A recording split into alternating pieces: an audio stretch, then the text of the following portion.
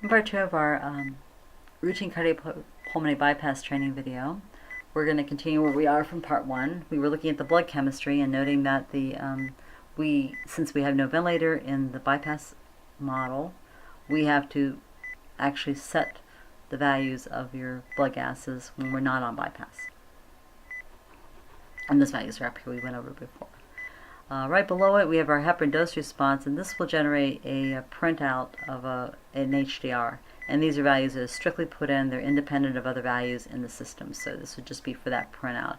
This down here, we don't have the option for the learner to be able to print this out. If we did, it would be on the bottom of the learner screen, and they would be able to print that out as needed. Right down here to the cardiovascular parameters. Next.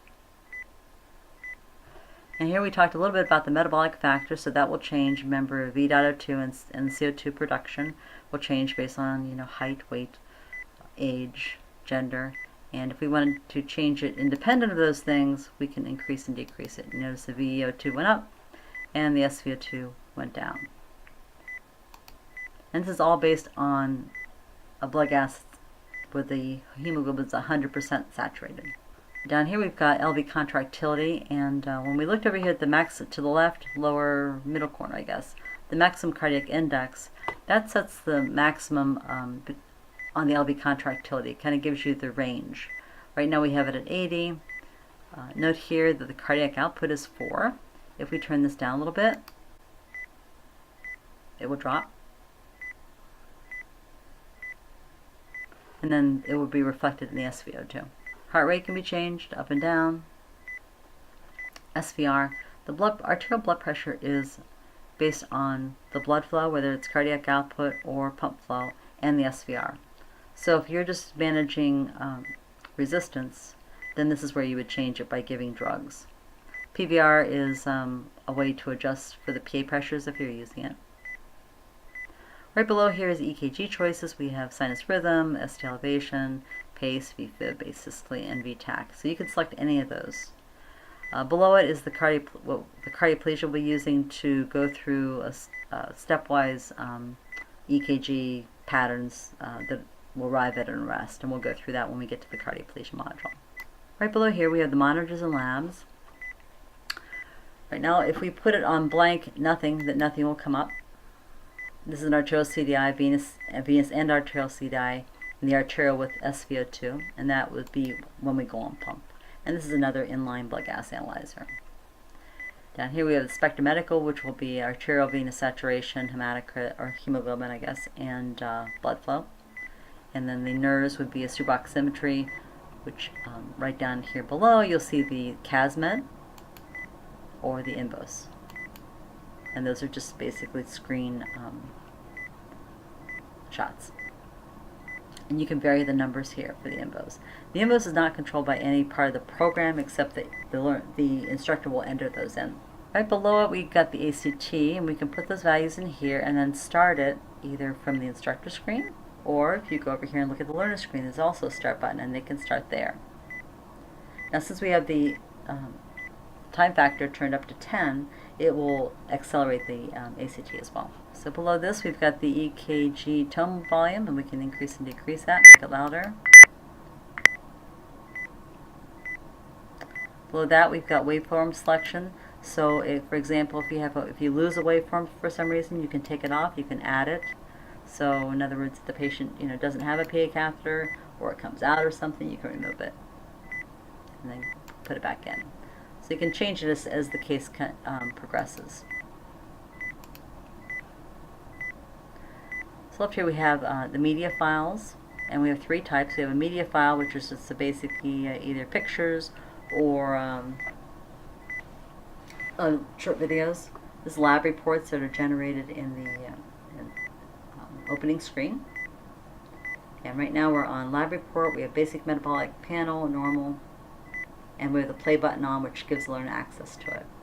Over here is where we can change those things, and you can see we've got normal values for various panels,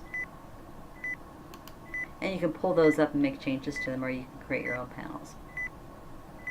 Media file is over here, and these are gonna pull up whatever you have in your file. If you see have a movie, we'll pull that up, and that comes in. You can see at the bottom of the learner screen here, media.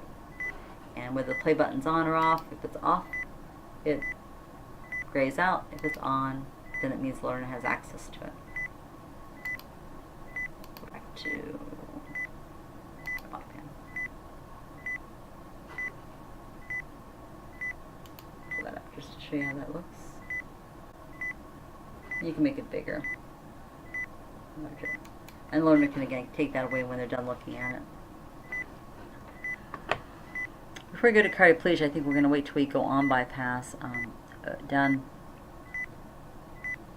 right below here we have the gases and the temperature source. We've got gases. Now we have it in the scenario which I mentioned. And when we go on bypass, we'll switch to calculate, which will be using your SpO2 and your we'll be using the blood flow and your oxygenator settings. Over here we've got the temperature source, either scenario, which means that you dictated, or the heater cooler controls, which was down here. And this allows the learner to select it. And if you look down on the learner screen to the lower right side, we've got the heater cooler, which comes up when you select it, the lever to the heater cooler controls.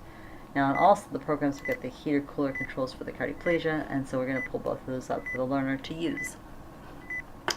Right below here is a place where you can evaluate a learner.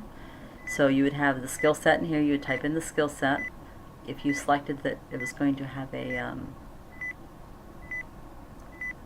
chart be printed, then it will these skills can come up on the chart, and then the evaluation tool, which would be an add-on score, and you can click those, and this will come up on a record that you can have for the learner. This is a voice, text to speech, and you can type in anything you want, and it will come up, and you can switch change whatever voices you want it to have, and there's a menu in the opening screen for these. Good morning. Okay. Down here we have the file controls. If you're on a line, if you click on a line in the scenario over here to the left, you need to read it. You can't just click on it. And if you make a change, if you add a line, say here,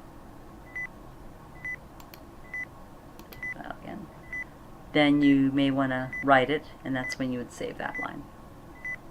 If you have more than one line and you're on the first line, this play scenario green light will come on, and when you play the scenario, it will go to the next line and read it.